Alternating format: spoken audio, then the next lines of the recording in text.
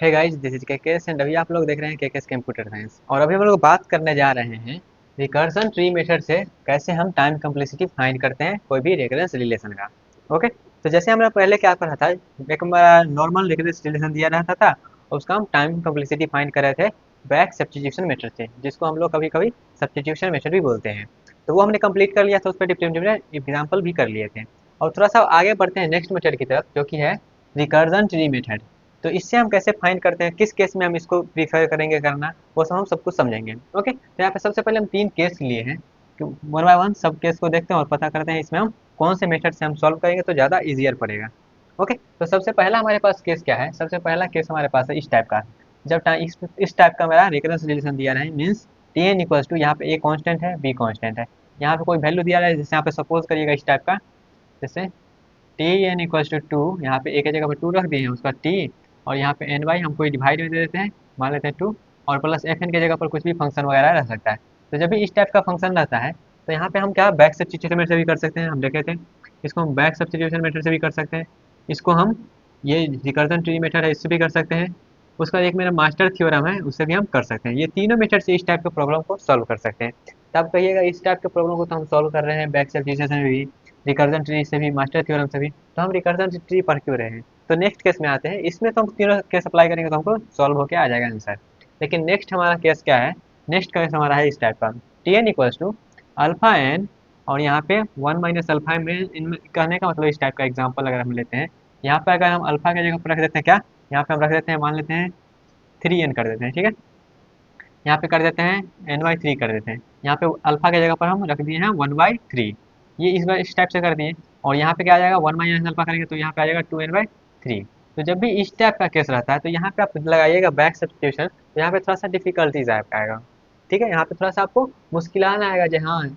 और कभी कभी ये होगा जी इसे सॉल्व भी नहीं होगा, बैक सब्स्टिट्यूशन मेथड से सॉल्व भी नहीं होगा। तो यहाँ पे इसके इस टाइप के प्रॉब्लम के लिए हम यहाँ पे रिकर्जन ट्री मेथड को प्रीफर करेंगे। जब भी इस टाइप का प्रॉब्लम रहे, मीन्स यहाँ पे एक कांस्टेंट रहे और उसका नेगेटिव करके वन माइनस करके यहाँ पे रहे दिया हुआ n के साथ मल्टीप्लाई में, और यहाँ पे फंक्शन तो दिया ही रहेगा। तो इस टाइप के प्रॉब्लम को सॉल्व करने के लिए हम रिकर्जन ट्री मेथड को अपनाएंगे और इसे हम इजियर सॉल्व कर लेंगे।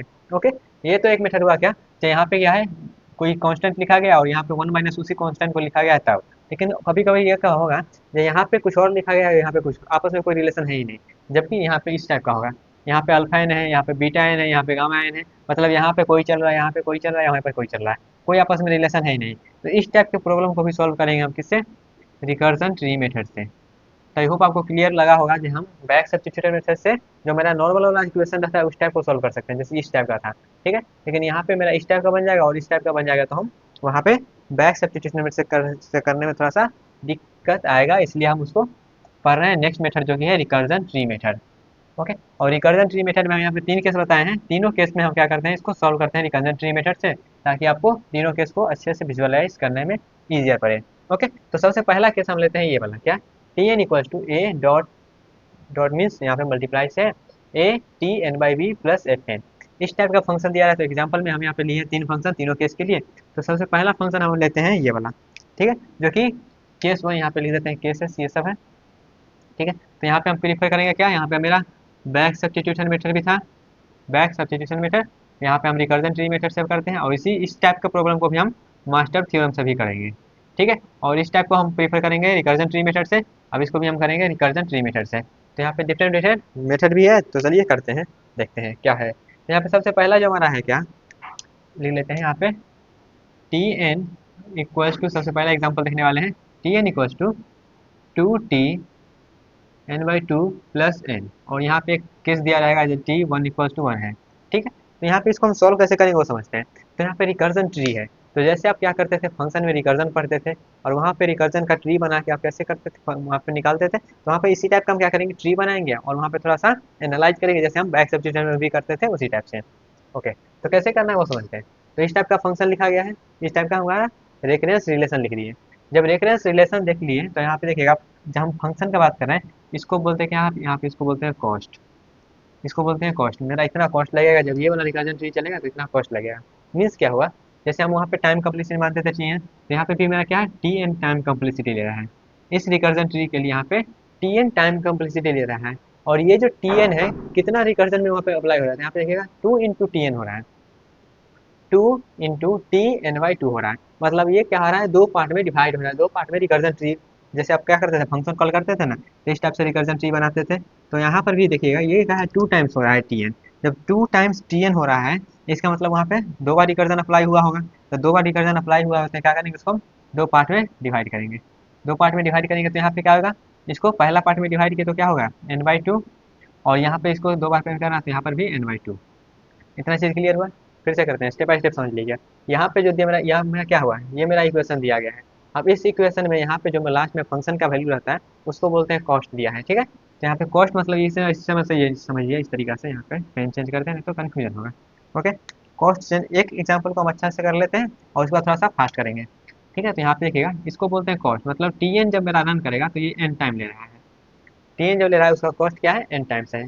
ओके, अब यहाँ पे देखिएगा, यहाँ पे TN/2 हुआ, यहाँ पर भी T1 हुआ, तो यहाँ पे भी कॉस्ट लेगा कुछ। तो यहाँ पे कितना कॉस्ट लेगा, यहाँ पे जो कॉस्ट लेगा वो n/2 कॉस्ट लेगा, और यहाँ पे भी n/2। जब यहाँ पे n है तो यहाँ पे कितना ले रहा है, n कॉस्ट ले रहा है। और जब यहाँ पे n/2 हुआ तो ये n/2 लेगा, और यहाँ पे एक और है तो यहाँ पर भी n/2 लेगा। अब टोटल ओवरऑल कॉस्ट कितना आई है, ये इसको बोलते हैं लेवल जीरो, लेवल जीरो। और इसको बोलते हैं लेवल वन। तो लेवल जीरो पे n कॉस्ट लिया, और यहाँ पे लेवल वन पे कितना लेगा, तो लेवल वन पे हम निकालने के लिए क्या करेंगे, इसको और इसको ऐड कर देंगे। तो 1/2 + 1/2 करेंगे तो क्या आएगा, n आएगा, ठीक है। करके देख लीजिए, 1/2 n/2 + n/2 करेंगे तो क्या आएगा, n आएगा, ठीक है। तो ये भी कितना कॉस्ट लिया, लेवल वन पे भी मेरा n कॉस्ट लिया, ठीक है। इतना क्लियर हुआ। आई होप आपको क्लियर हुआ होगा। कुछ नहीं करना है, यहाँ पे ये कंडीशन दिया गया था, यहाँ पे देखिएगा 2 टाइम्स है, तो 2 टाइम्स है इसलिए हम क्या किए हैं, 2 बार में इसको किए हैं। यहाँ पे अगर 3 टाइम्स रहता तो हम 3 टाइम्स करते हैं, एक बार और यहाँ पे n/2 लिखते हैं, ठीक है। तो वो भी केस लिए है, जैसे यहाँ पे देखिएगा कुछ कुछ आगे है उस टाइप से, ठीक है। तो वो भी हम कर देंगे, लेकिन यहाँ पे फिलहाल के लिए 2 बार में इसको किया गया था, 2 पार्ट में किया गया तो इसको हम 2 बार में कर लिए। लेवल जीरो का हो गया और लेवल वन का हो गया। लेवल जीरो और लेवल वन का हो गया, तब आते हैं लेवल अगले पे। अगले लेवल पे आएंगे तो क्या करेंगे, नेक्स्ट लेवल पे आते हैं। तो नेक्स्ट लेवल पे ये भी 2 पार्ट में डिवाइड होगा, फिर तो इसको भी 2 पार्ट में डिवाइड करते हैं। अब यहाँ पे n/2 पुट करिए, तो n/2 पुट करेंगे किस में, यहाँ पे n/2 पुट करिए, ये जो n/2 यहाँ पे n था तो यहाँ पे n/2 कर दिए। अब यहाँ पे n/2 इसमें पुट करिए, यहाँ पे जो दिया गया है इसमें n/2 पुट करिए, तो क्या होगा, ये हो जाएगा। जब n के जगह पर n/2 पुट करिएगा तो क्या होगा, n/4 हो जाएगा। क्यों, कैसे होगा देख लीजिएगा, थोड़ा सा मैथमेटिक्स से थोड़ा सा फास्टर कर दे रहे हैं और कुछ नहीं। यहाँ पे n/2 किया और यहाँ पे π2 है, तो यह क्या आ जाएगा, n/4 आ जाएगा। हम डायरेक्टली लिख दिए n/4। ओके, तो ये मेरा n/4 आ गया। और सेम उसी प्रकार से हम क्या करेंगे, n/2 को यहाँ पे क्या है, 2 टाइम्स है, तो 2 टाइम्स है, एक बार और आ जाएगा n/4।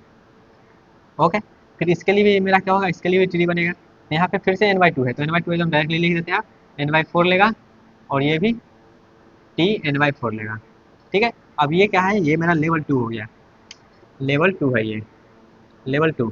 अब लेवल 2 में टोटल ओवरऑल कॉस्ट कितना लगा, तो यहाँ पे n/2 था तो n/2 लिख देते हैं। यहाँ पे कितना कॉस्ट लेगा, n/4 लेगा, यहाँ पर भी n/4 लेगा, यहाँ पर n/4, और यहाँ पर n/4। तो देखिएगा n/4 + n/4 + n/4 + n/4, तो यहाँ पे भी टोटल आएगा आपका, जब ऐड करिएगा सबको तो आपका n आएगा।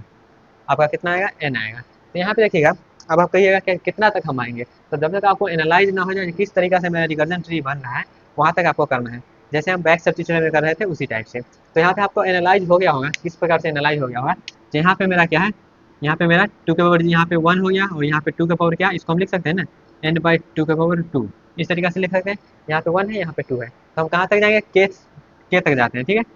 के तक जाते हैं, के टाइम्स इसको करते हैं। जब के टाइम्स कर देंगे तो लास्ट में कितना आएगा, यहाँ पे कितना आएगा उससे हमको छोड़िए, लास्ट में यहाँ पे क्या आएगा, तो लास्ट में यहाँ पे आएगा, ब्लू पेन से लिख देते हैं, लास्ट में यहाँ पे क्या आएगा, T n/2 के पावर के, यही आएगा। लास्ट में क्या आएगा, यही आएगा ना, T n/2। और यहाँ पर भी क्या आएगा, यहाँ पर भी मेरा आएगा T n/2 के पावर के, यहाँ पे ये आएगा, यहाँ पे आएगा। समझ में आया यहाँ तक हम कैसे किए, एनालाइज कर लिए थोड़ा सा, जहाँ यहाँ पे 1 हो रहा है, फिर यहाँ पे 2 हो गया, फिर लास्ट में 3 होगा। वैसे ही अगर हम के तक जाएंगे तो वो क्या हो जाएगा, n/2 के पावर के हो जाएगा, ठीक है। एनालाइज कर लिया। अब यहाँ पे देखिएगा, एनालाइज तो कर लिए। अब यहाँ पे हर एक स्टेप में कितना ले रहा है, n कॉस्ट ले रहा है। हर एक स्टेप में यहाँ पर भी n लिया, यहाँ पर भी n लिया, यहाँ पर भी n लिया, तो यहाँ पर भी बोल सकते हैं, यहाँ पर भी कॉस्ट लेगा n ही लेगा मेरा। तो कॉस्ट जब n ले लिया तो यहाँ पे हमारा ये वाला वैल्यू तो मालूम नहीं है, तो ये वाला वैल्यू कहाँ से मालूम चलेगा, तो ये वाला वैल्यू मालूम चलेगा हमारा यहाँ से। कैसे मालूम चलेगा, इसका वैल्यू क्या दिया गया है, इसका वैल्यू दिया गया है 1। अगर इसका वैल्यू हम 1 रख देते हैं, इसका वैल्यू अगर हम T1 कर देते हैं तो क्या आना चाहिए, T1 कर देंगे तो 1 आना चाहिए। तो यहाँ इसका मतलब क्या हुआ, n/2 टू के पावर के करेंगे तो यहाँ पे 1 आना चाहिए, इसका वैल्यू 1 होना चाहिए। इसका वैल्यू जब 1 होना चाहिए तो यहाँ से आप क्या करिएगा, के का वैल्यू निकाल लीजिए, के का वैल्यू निकाल लीजिए। अब कहिएगा यहाँ पे हम के का वैल्यू क्यों निकाल रहे हैं, तो यहाँ पे आपको मान टोटल ओवरऑल कितना कॉस्ट लग रहा है वो निकालना है। तो यहाँ पे क्या किया, टोटल ओवरऑल कॉस्ट निकालना है। तो यहाँ पे देखिएगा मेरा के का वैल्यू कहाँ से स्टार्ट है, 1 से, के का वैल्यू यहाँ से 1, फिर यहाँ पे 2, फिर आगे 3 4 इस टाइप से हुआ है ना। तो टोटल ये जो बना है ये टोटल कितना कॉस्ट ले रहा है, टोटल हमको ओवरऑल कॉस्ट निकालना है। तो टोटल ओवरऑल कॉस्ट निकालेंगे तो कैसे निकालेंगे, देखिएगा यहाँ पे एन, यहाँ पे एन, यहाँ पे एन, तो कितना बार एन एन हो रहा है, तो ये हो रहा है के प्लस 1 टाइम्स एन हो रहा है, के प्लस एन टाइम्स 1 हो रहा है। यहाँ पे थोड़ा सा नीचे लिख देते हैं, ये जो हो रहा है यहाँ पे ये तो एन ले लिया, यहाँ पे कर देते हैं, यहाँ पे कर देते हैं के प्लस 1 टाइम्स एन हो रहा है। टोटल जो कॉस्ट लग रहा है इतना लग रहा है। अब कहिएगा के प्लस 1 क्यों लिखे हैं, तो के प्लस 1 इसलिए लिखे हैं क्योंकि के का वैल्यू 1 यहाँ पे है, यहाँ पे 0 है। जब 0 से स्टार्ट होता है तो क्या करते हैं, एक बढ़ा के लिखते हैं, ठीक है। लेकिन यहाँ पे 1 हो रहा है तो यहाँ पे ऐसे समझिए 1 हो रहा है तो यहाँ तक क्या आ रहा है, तो यहाँ तक के हो गया, और एक ये बढ़ा हुआ है तो क्या है, के प्लस 1 हो गया। तो ओवरऑल कॉस्ट इतना लग रहा है, तो हमको के का वैल्यू तो मालूम चलना चाहिए, तभी तो हम क्या करेंगे, इसका डायरेक्टली हम बता सकते हैं कितना ओवरऑल टाइम कम्प्लेक्सिटी हो रहा है। तो के का वैल्यू निकालने के लिए हम ये वाला यूज किए, जैसे हम बैक सब्स्टिट्यूशन में करते थे उसी टाइप से। तो यहाँ पे हम के का वैल्यू निकालेंगे तो कैसे निकालेंगे, इसको उधर कर देंगे तो क्या हो जाएगा, एन इक्वल टू 2 पावर के। अब दोनों तरफ लॉग लीजिएगा, लॉग यहाँ पे एन आ जाएगा और यहाँ पे लॉग लीजिएगा तो क्या हो जाएगा, के लॉग, और यहाँ पे 2 है और यहाँ पे 2 हो जाएगा, इसका वैल्यू तो 1 हो जाएगा, और यहाँ पे के का वैल्यू क्या आ जाएगा, लॉग एन आ जाएगा, के का वैल्यू लॉग एन आ जाएगा। तो यहाँ पे जब रखिएगा इसमें वैल्यू क्या है, वैल्यू मेरा इसका वैल्यू हम यहाँ पे सब्स्टिट्यूट करने जा रहे हैं, क्या है, के प्लस 1 इंटू एन है। तो लॉग यहाँ पे हो जाएगा लॉग प्लस 1 और एन, तो यहाँ पे मल्टीप्लाई कर दीजिएगा तो क्या हो जाएगा, N log N plus N. तो एन लॉग एन और एन में कौन सा बड़ा है, एन लॉग 1 और एन में कौन सा बड़ा है, तो यहाँ पे देखिएगा एन लॉग एन और एन में यहाँ पे मेरा बड़ा कौन सा है, तो एन लॉग एन है। तो इसका ओवरऑल जो टाइम कम्प्लेक्सिटी हो जाएगा वो हो जाएगा order of N log N. Overall time complexity क्या हो जाएगा, वो हो जाएगा order of N log N, क्योंकि यहाँ पे समय वैल्यू निकालनी है इनका, और ये मल्टीप्लाई में, तो ओवरऑल कॉस्ट कितना लग रहा है, तो इतना कॉस्ट लग रहा है ओवरऑल। ओके, आई होप आपको क्लियर हुआ होगा। तो इस तरीके से हम क्या करते हैं, रिकर्जन रिलेशन को सॉल्व करते हैं। ओके,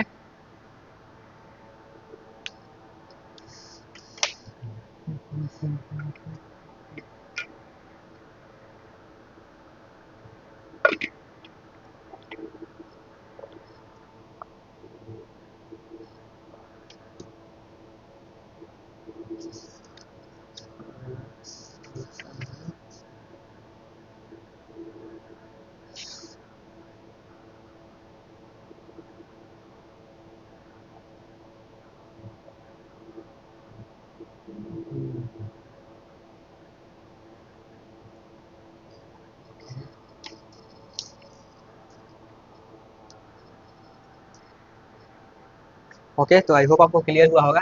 इस तरीके से हम क्या एक बार और फिर से रिवीजन करवा दें किस प्रकार से किए। हमारा जो यहाँ पे रिकरेंस रिलेशन दिया गया था उसके बेस पे हम यहाँ पे जो फंक्शन दिया है उसको कॉस्ट मानते हैं, और यहाँ पे टी एन जो है मेरा कितना कॉस्ट ले रहा है, एन कॉस्ट ले रहा है। उसका यहाँ पे 2 टाइम्स ये हो रहा है तो हम क्या किए, 2 पार्ट में इसको रिलेशन को ब्रेक किए हैं, उसका यहाँ पे रिकर्जन ट्री बनाए हैं, और यहाँ पे एनालाइज तब यहाँ पे आगे तब तक बढ़े जब तक हमको एक रिलेशन आपस में दिखे नहीं इसमें। यहाँ पे रिलेशन दिखने लगा, जो यहाँ पे 0 है फिर 1 है फिर यहाँ पे 2 हो रहा है, तो वहाँ पे हम रिलेशन मिल गया, तो वहाँ पे डायरेक्टली हम क्या किए, वैल्यू को के टाइम्स भरा के वहाँ पे जनरल टर्म में भरा के उसका हम क्या किए, के का वैल्यू निकाल लिए हैं, और डायरेक्टली हम ओवरऑल कितना टाइम लग रहा है, कितना कॉस्ट लग रहा है उसको हम फाइंड कर लिए हैं। ओके, तो पहला एग्जांपल जो हमारा था आई होप आपको क्लियर हुआ होगा। जो हम इस एग्जांपल को हम बैक सब्स्टिट्यूशन में देखे थे, तो यहाँ पे ये बताने का तरीका था आपको क्या, ये जो हमारा होता है इस टाइप का जो मेरा होता है रिकर्जन रिलेशन, उसको हम बैक सब्स्टिट्यूशन से भी कर सकते हैं, रिकरेंस ट्री से भी कर सकते हैं, और मास्टर्स थ्योरम से भी कर सकते हैं। जब मास्टर थ्योरम करेंगे तो वहाँ पर भी इसको हम करेंगे। ओके, अब अगला जो मेरा केस है क्या, तो यहाँ पे अल्फा एन होना चाहिए और यहाँ पे अल्फा माइनस 1 होना चाहिए। तो यहाँ पे देखिएगा यहाँ पे n/3 है और यहाँ पे 2n-3 है। जब 1 में से आप n/3 माइनस करिएगा तो आपका आएगा 2n/3 आएगा। तो उसी टाइप से ये वाला दूसरा केस यहाँ पे मैच कर रहा है। तो चलिए इसको आप हम कैसे सॉल्व करेंगे वो समझ लेते हैं। ओके, और तीनों 3 केस हैं यहाँ पे, डिफरेंट डिफरेंट केस हैं, तो इसको आप स्क्रीनशॉट लेना चाहते हैं तो ले लीजिए। ओके, चलिए मिटाते हैं गाइस। ओके, अब आते हैं दूसरा केस पे। अब यहाँ पे थोड़ा सा फास्ट करेंगे क्योंकि एक एग्जांपल था, तो एक एग्जांपल को अच्छे से समझने के लिए यहाँ पे थोड़ा सा स्लो किए हैं। ओके, तो यहाँ पे थोड़ा सा फास्ट करेंगे इसको, लेकिन आपको समझ में ऐसा कुछ नहीं है हम कोई स्टेप को मिस कर देंगे, बस यहाँ पे थोड़ा सा फास्ट करेंगे। मीन्स इस प्रकार से देखिएगा क्या दिया गया है, तो यहाँ पे दिया गया है दूसरा में मेरा टी एन दिया गया है, T N equals to T n/3 plus T, और यहाँ पे एक माइनस कर दीजिएगा तो आ जाएगा 2n/3, और यहाँ पे जो फंक्शन का वैल्यू दिया गया है वो है क्या, एन है। ठीक है, तो वो एन जो दिया गया उसको क्या बोलेंगे, उसको बोलेंगे कॉस्ट। ये जो एन दिया गया इसको बोलेंगे क्या है, ये मेरा कॉस्ट है। ओके, तो चलिए ट्री ड्रॉ करते हैं। तो यहाँ पे मेरा टी एन है। अब यहाँ पे देखिएगा टू टाइम्स नहीं है, तो टू टाइम्स नहीं है तो ये एक बार आएगा और एक बार ये आएगा।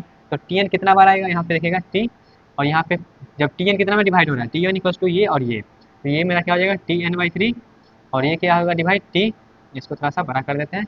ओके, तो यहाँ पे क्या आ जाएगा T two N by three, तो ये इतना कॉस्ट ले रहा है।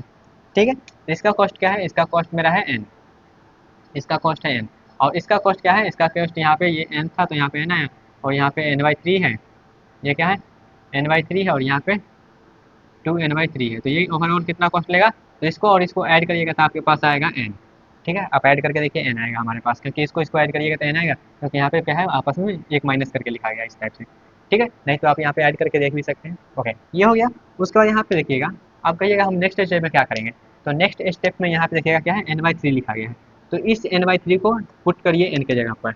एन बाई थ्री यहाँ पे जब टी एन बाई थ्री का वैल्यू निकालना चाहिए, तो यहाँ पे एन का जगह पर क्या पुट करिएगा, एन के जगह पर पुट करिएगा एन बाई थ्री, तो यहाँ पर भी एन बाई थ्री आएगा, यहाँ पर भी एन बाई थ्री पुट करिएगा एन के जगह पर, यहाँ पर भी एन बाई थ्री। तो यहाँ पे क्या आ जाना चाहिए, यहाँ पे आ जाना चाहिए, जब एन बाई थ्री यहाँ पे पुट करेंगे तो थ्री मल्टीप्लाई हो जाएगा, तो क्या हो जाएगा एन बाई नाइन हो जाएगा। ठीक है, ये तो इसमें पुट किया। अब इसमें जब पुट करिएगा एन बाई थ्री, तो यहाँ पे एन बाई थ्री पुट करिएगा तो क्या हो जाएगा टू एन बाई थ्री पहले से है। अब यहाँ पे एन बाई थ्री पुट करिए, तो यहाँ पे एन बाई थ्री पुट किया, यहाँ पे क्या है एन बाई, एन के जगह पर एन बाई थ्री पुट किया और यहाँ पे थ्री, तो क्या हो जाएगा टू एन बाई नाइन हो जाएगा। क्या टू एन बाई नाइन हो जाएगा, तो यहाँ पे लिखेंगे क्या टू एन बाई नाइन, इस तरीके से लिखेंगे। फिर यहाँ पे आएंगे तो यहाँ पे अब टू एन बाई थ्री यहाँ पे पुट करिए, तो टू एन बाई थ्री यहाँ पे पहले से एन बाई थ्री है, और वहाँ पे two N by three put करेंगे। देखिएगा यहाँ पे थोड़ा सा बढ़ा के लिख देते हैं, जैसे यहाँ पे एन बाई थ्री है पहले से।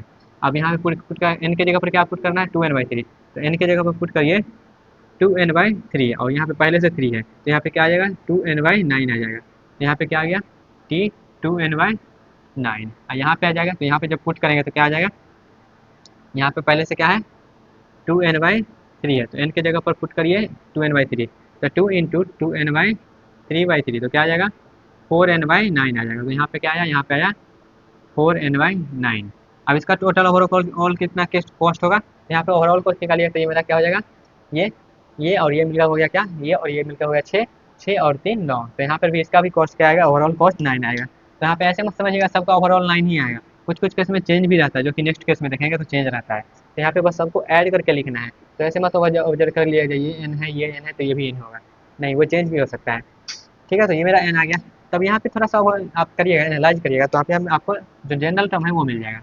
किस टाइप से, यहाँ पे देखिएगा एन है, यहाँ पे थ्री है, तो यहाँ पे क्या है थ्री का स्क्वायर हुआ है, यहाँ पे क्या है यहाँ पे टू एन बाई थ्री का स्क्वायर हुआ है, यहाँ पे क्या है टू एन बाई थ्री का स्क्वायर हुआ है, तो यहाँ पे क्या है यहाँ पे टू बाई थ्री का स्क्वायर हुआ है, टू बाई थ्री का स्क्वायर हुआ है, टू बाई थ्री का स्क्वायर हुआ है। तो इसका अगर हम जनरल टर्म लिखना चाहेंगे तो यहाँ पे कैसे लिखेंगे जनरल टर्म, बीच में क्या हो रहा है ना उसको हमको कोई मतलब नहीं। आप ये देखिए लोअर बाउंड और ये देखिए अपर बाउंड, ये दोनों का जनरल टर्म लिखना है। ठीक है, अगर आप खाली अपर बाउंड निकालना चाहते हैं तो अपर जो भी बड़ा फंक्शन है उसका लिख दीजिए। जैसे यहाँ पे एन बाई थ्री में कौन सा बड़ा फंक्शन है, तो ये एन बाई थ्री में, और N two N by three में कौन सा बड़ा फंक्शन है, ये वाला बड़ा फंक्शन है, तो ये मेरा अपर बाउंड देगा और ये लोअर बाउंड देगा। कभी कभी क्या होता है, कभी कभी ये वाला मेरा अपर बाउंड हो जाता है, ये लोअर बाउंड हो जाता है, तो ये आपको ध्यान देना है जो कौन सा मेरा अपर बाउंड दे रहा है कौन सा लोअर बाउंड दे रहा है। ओके, तो ये वाला मेरा अपर बाउंड दे रहा है तो इसका जनरल टर्म लिख देते हैं। तो इसका जब जनरल टर्म लिखेगा तो कैसे लिखेगा, यहाँ पे देखिएगा यहाँ पे वन है, यहाँ पे वन है, यहाँ पे पावर वन है और यहाँ पे भी वन है। जब हम के टाइम्स चलेंगे, के टाइम्स करेंगे तो अब इसका जनरल फॉर्म लिखते हैं। तो जनरल फॉर्म क्या होगा, यहाँ पे हम के टाइम्स किए हैं, तो जैसे यहाँ पे हमारा क्या है वन हुआ, फिर यहाँ पे देखेगा ये किस टाइप से, यहाँ पे दोनों का स्क्वायर किया तो टू हो गया, वैसे ही आगे थ्री होगा फिर फोर होगा, यहाँ पे के टाइम्स गए हैं तो के टाइम्स गया तो क्या हो जाएगा टू बाई थ्री। जैसे यहाँ पे वन हुआ फिर टू हुआ तो वैसे ही के टाइम्स जाएंगे तो क्या हो जाएगा, और साथ में यहाँ पे एन से मल्टीप्लाई हो जाएगा। तो जनरल टर्म जो बना ये इस टाइप से बना। तो यहाँ पे जिस टाइप से हम जनरल टर्म बनाए हैं इस टाइप से ही बना सकते हैं। यहाँ पे क्या करना है सिंपल से, यहाँ पे वन हो रहा है यहाँ पे टू हो रहा है, तो यहाँ पे क्या कर देना है वन बाई थ्री के पावर के, और यहाँ पे मल्टीप्लाई में एन है तो मल्टीप्लाई में एन कर देंगे। तो यहाँ पे बताता है ये लोअर बाउंड मतलब इससे ज़्यादा टाइम लगेगा, और यहाँ पे बताता है अपर बाउंड मतलब इससे कम समय लगेगा, ये दोनों के बीच में रहेगा। तो यहाँ पे इसका पहले ये तो मेरा क्या होगा, ये ओमेगा यहाँ से देगा तो इसको हम बात नहीं करते, हम यहाँ पे बात करते हैं बिग ओ का बात करते हैं। तो यहाँ से मेरा जो होगा ये कहाँ गए हैं के टाइम्स गए हैं, और के टाइम्स में मेरा कितना कॉस्ट लग रहा है, तो यहाँ पे एन फिर एन फिर एन, ये यहाँ पे हर एक टाइम में जो है वो एन कॉस्ट लग रहा था। यहाँ पे बोल सकते हैं एन इंटू के इंटू एन टाइम्स मेरा टाइम कम्प्लेक्सिटी मीन्स यहाँ पे कॉस्ट का बात हो रहा है, तो इतना कॉस्ट लगेगा। तो यहाँ पे हमारा के क्या है, अननोन है। तो के निकालने के लिए हमारा क्वेश्चन में यहाँ पे मेंशन किया गया है T1 इक्वल्स टू 1। तो यहाँ पे के निकाल लेते हैं। तो 2/3 के पावर के और n है साथ में, इक्वल्स टू क्या हो जाएगा 1, क्योंकि यहाँ पे T1 इक्वल्स टू दिया गया है 1। तो हम क्या किए, ये मेरा क्या है T, इतना वैल्यू दिया गया है, तो इसका वैल्यू हम क्या कर दिए, 1 कर दिए। जैसे ही 1 किए हैं तो यहाँ पे आप क्या करिए, दोनों तरफ लॉग ले लीजिए। जैसे ही दोनों तरफ हम लॉग लेंगे तो यहाँ पे क्या होगा, लॉग के प्रॉपर्टी से क्या होगा, ये मेरा बाहर आ जाएगा, लॉग के प्रॉपर्टी से ये बाहर आ गया, और उसका क्या हो जाएगा लॉग n, और यहाँ पे क्या है ये 2/3। तो इस टाइप से मेरा क्या है 1 हो गया, और यहाँ पे log 1, और यहाँ जब k का वैल्यू निकालेंगे तो ये एंटी लॉग ये इधर जाएगा, क्योंकि क्या है यहाँ पे इधर डिवाइड बनेगा, तो यहाँ पे log का प्रॉपर्टी से ये जो वैल्यू है वो रिवर्स हो जाता है। तो 3/2 हो गया, और यहाँ पे साथ में है। तो जब k का वैल्यू आया है मेरे पास ये आया है, k का वैल्यू मेरे पास ये आ गया। जब k का वैल्यू ये आ गया तो हम क्या करेंगे, यहाँ पे k का वैल्यू पुट कर देते हैं। तो क्या आ गया, log 3/2 n, और साथ में n मल्टीप्लाई किया गया। तो ये जो मेरा आया, ये मेरा आया बिग ओ का वैल्यू, इतना कॉस्ट मेरा लगेगा। अब इस टाइप से यहाँ पर भी निकाल सकते हैं, तो यहाँ पर भी के का वैल्यू निकाल दीजिए। अब यहाँ पे ये मत करिएगा जो यहाँ जो के का वैल्यू यहाँ पे पुट कर देते हैं, क्योंकि इधर जो ले रहा है ये अपर अमाउंट ले रहा है, और इधर जो है वो लोअर अमाउंट ले रहा है। तो यहाँ पे फिर से हमको के का वैल्यू निकालना पड़ेगा। तो 1/3 के पावर के है, इसको 1 के बराबर कर देते हैं, क्योंकि क्वेश्चन में मेंशन किया गया है T1 इक्वल्स टू 1। तो यहाँ से के का वैल्यू इधर ले जाइए, तो क्या हो जाएगा 1 इक्वल्स टू 3 के पावर के। अब यहाँ से क्या करिए, वैल्यू निकाल दीजिए। तो यहाँ पे के का वैल्यू आएगा log 3, और यहाँ पे आएगा n, और यहाँ पे n भी मल्टीप्लाई है, तो यहाँ पे मेरा आया इस टाइप से। तो यहाँ पर भी आया कर दीजिए k इंटू एन। तो k इंटू एन, क्योंकि यहाँ पे ये n टाइम चल रहा है, और यहाँ पे n, इसका भी कॉस्ट n, इसका भी कॉस्ट n, इसका भी कॉस्ट n, और ये n टाइम्स के, इसलिए k इंटू एन। और यहाँ पे n का वैल्यू ये वाला पुट करना है, ये वाला मत पुट कर दीजिएगा, क्योंकि ये वैल्यू क्या है, अलग अलग है दोनों। तो यहाँ से कर देगा तो लॉग इसका बेस 3n, और यहाँ पे n लॉग ये आएगा। तो ये जो मेरा आया इससे ज़्यादा समय लगेगा और इससे कम समय लगेगा, ये दोनों के बीच में रहेगा। तो आई होप आपको क्लियर हुआ होगा। इस टाइप से हम दूसरा केस का प्रॉब्लम सॉल्व करते हैं। अब आते हैं तीसरा केस में। तो तीसरा केस में थोड़ा सा अलग है। क्या, यहाँ पे मेरा ये तो थोड़ा सा रिलेशन भी था, लेकिन यहाँ पे आपस में कोई रिलेशन नहीं आएगा। तो कोई रिलेशन नहीं आएगा तो यहाँ पे क्या होगा, जैसे यहाँ पे वैल्यू सेम आ जा रहा था, तो यहाँ पे वैल्यू मेरा डिफरेंट आएगा। देख लेते हैं कैसे करना है। और यहाँ पे ये 3 केस पॉसिबल होता है, तो यहाँ पे तीनों केस का हम क्या किए, आपको इंट्रोडक्शन थोड़ा बहुत दे दिए हैं। अब यहाँ पे जिस टाइप से प्रॉब्लम आएगा उस टाइप से यहाँ पे हम हैंडल करेंगे। ओके, और भी इसमें डिफरेंट डिफरेंट केस का प्रॉब्लम हो सकता है, लेकिन यहाँ पे 3 केस जो है वो थोड़ा सा बेसिक बेसिक है, तो इसलिए इसको हम यहाँ पे डिस्कस कर लिए हैं। ओके, अगला केस मेरा क्या है, अगला केस का एग्जाम्पल मेरे पास ये है।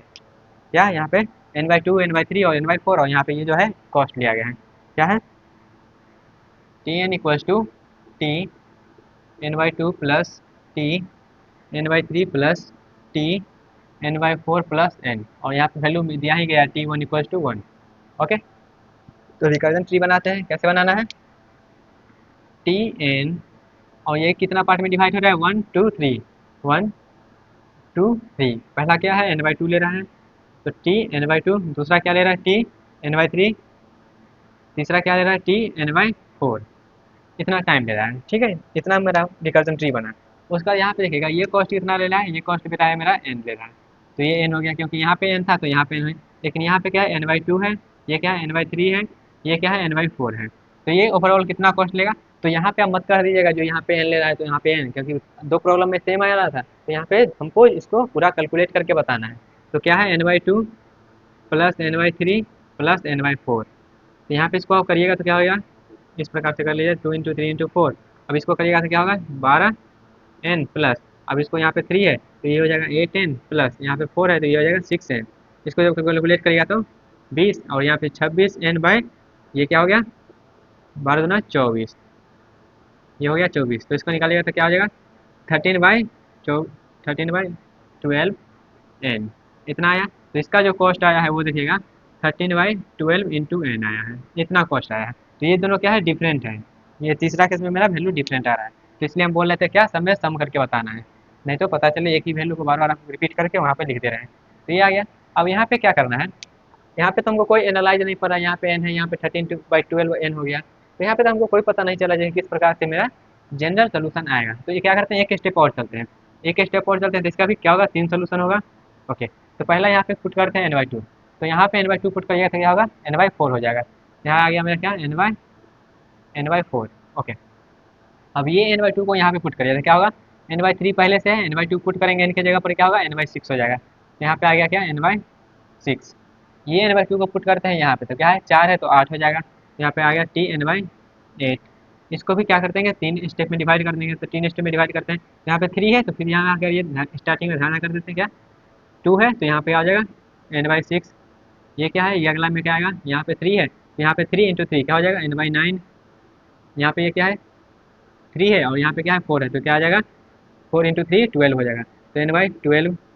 अब इसको 3 पार्ट में डिवाइड कर देते हैं, तो ये क्या आ जाएगा, यहाँ पे 4 है तो क्या हो जाएगा 8 हो जाएगा n/8, और यहाँ पे 4 है और यहाँ पे 3 है तो ये हो जाएगा t n/12, और यहाँ पे 4 है और यहाँ पे 4 है तो क्या हो जाएगा t n/16। अब सबको सम कर दीजिए, ये टोटल को सम कर दीजिए, तब आपको थोड़ा बहुत रिलेशन पता लगेगा। तो क्योंकि 2 स्टेप कर दिए हैं, मिनिमम 2 स्टेप में आपको पता लग जाना चाहिए जो हमारा रिलेशन कैसे चल रहा है।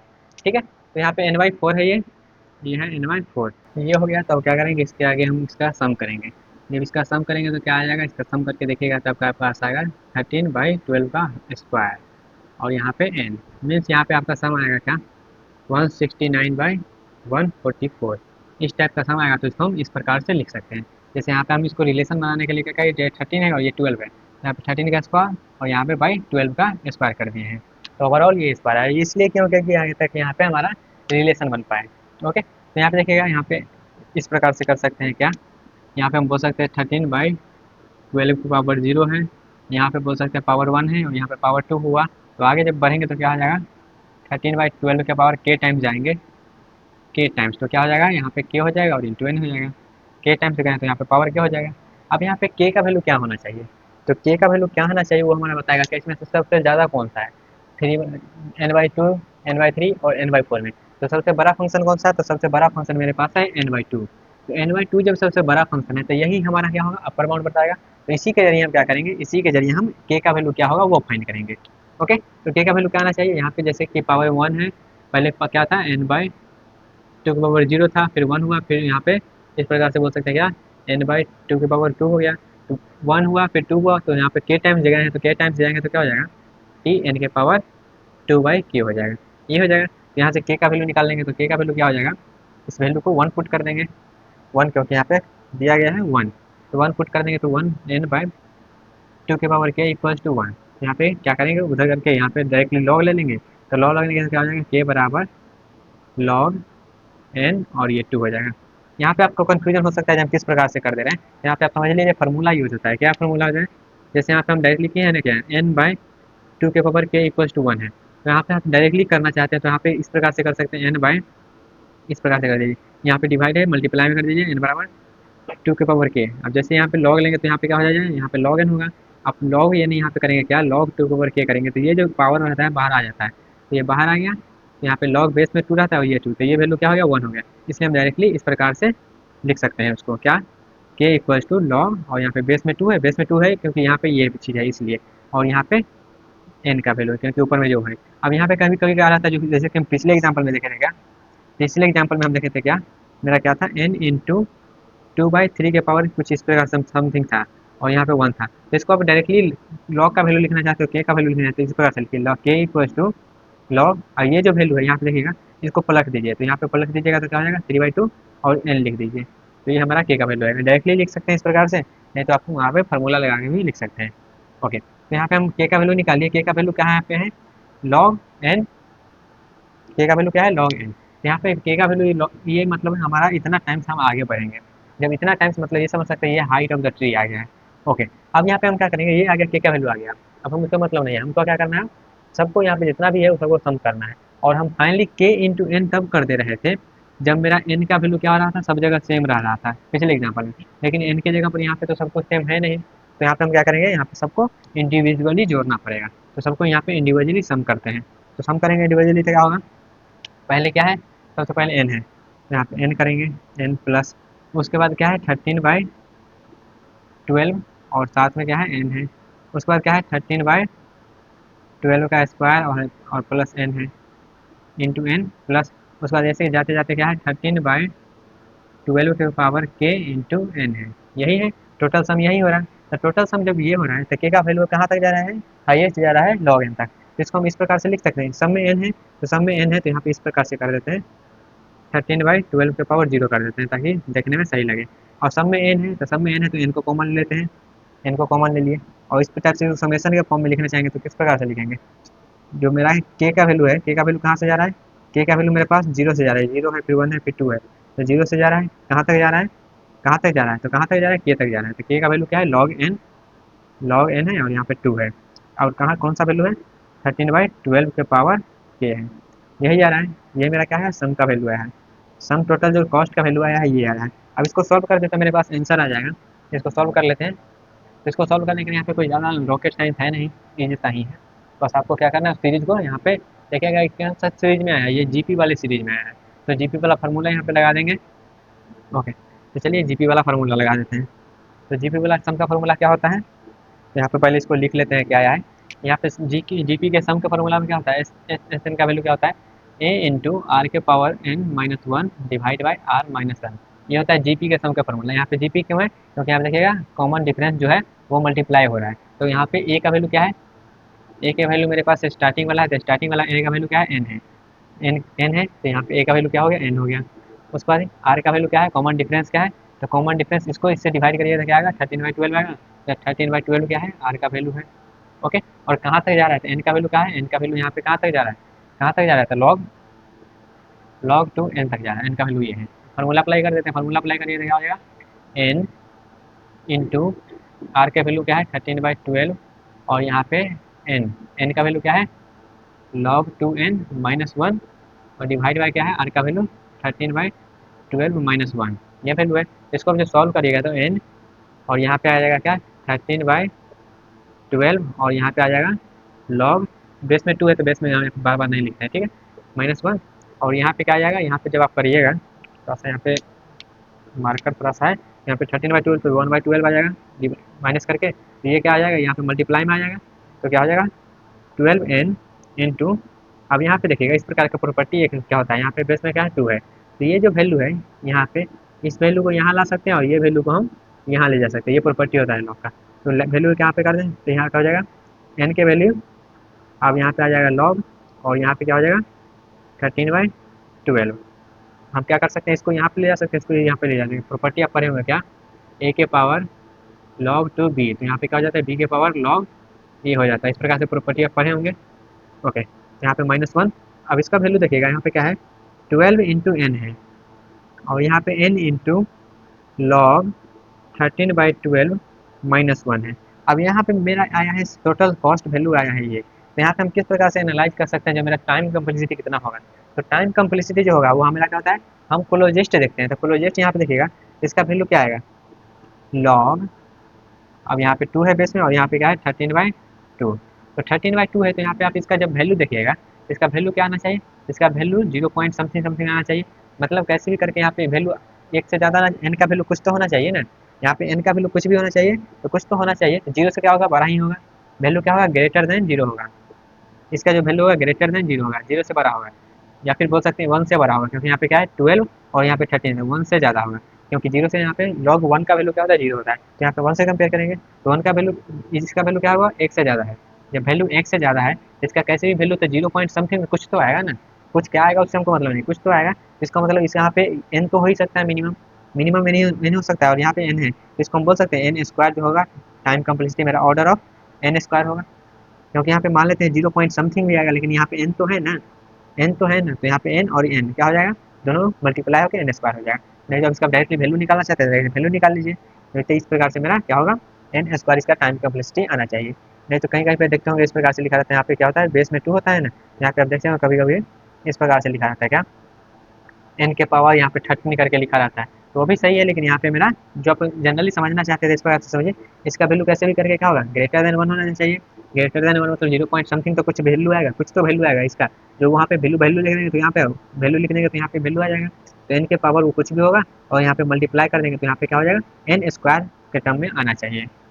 ओके, आई होप आपको क्लियर हुआ होगा, नहीं तो कहीं का पे भी इस प्रकार से देखते हैं लॉग, और यहाँ पे टू और यहाँ पे 13 करके पावर एन के पावर इस प्रकार से दिया रहता है, लॉग टू और 13 करके दिया रहता है, तो भी सही है। अब वहाँ पे इसका वैल्यू निकाल दीजिए, नहीं तो यहाँ पे इसका वैल्यू निकाल दीजिए, बात सेम है। ओके, तो आई होप आपको क्लियर हुआ होगा रिकर्जन ट्री मेथड से हम डिफरेंट डिफरेंट प्रॉब्लम को कैसे सॉल्व करते हैं। ओके, यहाँ पे हम देखें क्या जो हमारा पहला क्वेश्चन था उसमें हम नॉर्मली क्या कर रहे थे, दो पार्ट में इक्वली इक्वली डिवाइड कर रहे थे। दूसरा क्वेश्चन हमने देखा क्या, वहाँ पे इक्वली तो नहीं करे थे, लेकिन वहाँ पे एक माइनस होकर रिलेशन बन रहा था। और तीसरा हमने ये देखा, जब डिफरेंट डिफरेंट रहता है तो हम उसको कैसे सॉल्व करते हैं। ओके, कुछ नहीं करना है, बस सिंपल सा आपको क्या करना है, उसको ब्रेक करना है और यहाँ पे जो नॉर्मल टर्म आ रहा है, जो हमारा जनरल टर्म आ रहा है, उसको करना है और सबको सम कर देना है। कहीं कहीं पे इक्वल रहा है तो वहाँ पे हम डायरेक्टली मल्टीप्लाई करके कर देते हैं। अगर इक्वल नहीं रहता तो इस प्रकार का हम सीरीज बना के उसको सम करते हैं। ओके, एट द एंड आपको क्या करना है, सबका सम करना है। ओके, आई होप आपको समझ में आया होगा रिकर्जन ट्री मेथड से हम किस प्रकार से इस टाइप के प्रॉब्लम को सॉल्व करते हैं। ओके गाइस, तो यहाँ पे दो मेथड हम कर लिए हैं। पहला मेरा बैक सब्स्टिट्यूशन मेथड, दूसरा मेरा रिकर्जन ट्री मेथड। अब एक और मेथड भेजा था मास्टर थ्योरम, उसको भी हम देख लेंगे जल्दी ही। ओके, आई होप आपको सब कुछ क्लियर होगा। लेकिन कोई भी पॉइंट पे यहाँ पे पॉइंट में दिक्कत हो सकता है, कहाँ ब्लॉक के प्रॉपर्टी में हो सकता है दिक्कत, या फिर हम किस प्रकार से यहाँ पे कर दे रहे हैं वहाँ पर थोड़ा बहुत दिक्कत हो सकता है। तो उसको थोड़ा सा आप गौर से करिएगा। हम फार्मूला बोला जो बताए थे उसमें देखिएगा, मिला के तो आपको फार्मूला भी समझ में आ जाएगा। ओके, आई होप आपको समझ में आ जाएगा। लेकिन फिर भी कोई भी पॉइंट पे दिक्कत हो तो आप कमेंट बॉक्स में पूछ सकते हैं, वहाँ पे आपको बताया जाएगा। ओके, मिलते हैं गाइस अपने अगले सेक्शन में। तब तक के लिए बाय बाय, टाटा, take care and all the best.